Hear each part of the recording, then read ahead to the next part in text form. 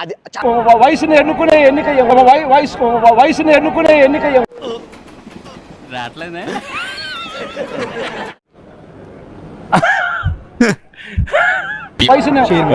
Vice chairman ఎన్నుకునే ఫిబ్రవరి 13వ తారీఖున పొద్దున్నే వంశీని అరెస్ట్ చేశారు. వంశీ మీద భరించలేని విధంగా బూతులు తిట్టించారు చంద్రబాబు నాయుడు గారు. అలాంటివి మీరు మాట్లాడితే కామెడీగా ఉంటదన్నా.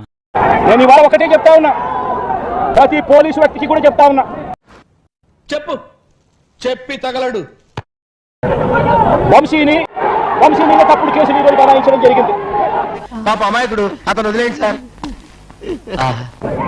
ఎల్లకాలం తెలుగుదేశం పార్టీ ప్రభుత్వమే ఉండదు అని చెప్పి ఇవాళ ప్రతి అధికారికి కూడా నేను తెలియజేస్తా ఉన్నా. వీడు ఇంకా లేచినట్లేడు, నిద్దట్లోనే మాట్లాడుతున్నాడు. అరెస్టులు చేసి నెలలు జైళ్ళలో పెట్టే కార్యక్రమాలు జరుగుతూ ఉంది. నన్ను జైల్లోకి పంపించి నాకు అన్యాయం చేయకురా. నేనే గన్నవరం వెళ్తా, ఎవడేం పీకుతాడో చూస్తా. కమిడియన్ రా. రేపొద్దున మళ్ళీ మా అధికారం వస్తుంది. నువ్వు ఇప్పుడు కల్లో ఉన్నావు కాక. అన్యాయం చేసిన ఈ నాయకులందరినీ కూడా బట్టలోనే తీసి నిలబెడతామని చెప్పి కూడా ఈ సందర్భంగా తెలియజేస్తా ఉన్నాను. ఊరుకోండి నాన్నగారు, మరి ఆడాళ్ళ ముందు నా పరువు తీసేస్తున్నారు.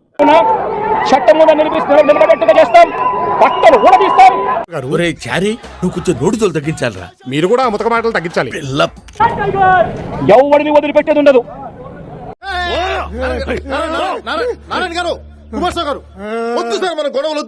ఇదే చంద్రబాబు నాయుడు గారు, రామోజీరావు, ఆంధ్రజ్యోతి రాధాకృష్ణ, టీవీ5 వీళ్ళ ముగ్గురు. అండ్ ఎవరికైనా చూపించండి రా. అందుకని కొడాలని నేను చూసినా, వంశీని చూసినా కూడా జీర్ణించుకోలేని ఆక్రోశం. ఎందుకంటే చంద్రబాబు నాయుడు గారి కన్నా చక్కగా ఉంటారు కాబట్టి వీళ్ళిద్దరు. వాళ్ళ మీద బురద చల్లడం, వాళ్ళని ట్రోల్ చేయించడము నిజంగా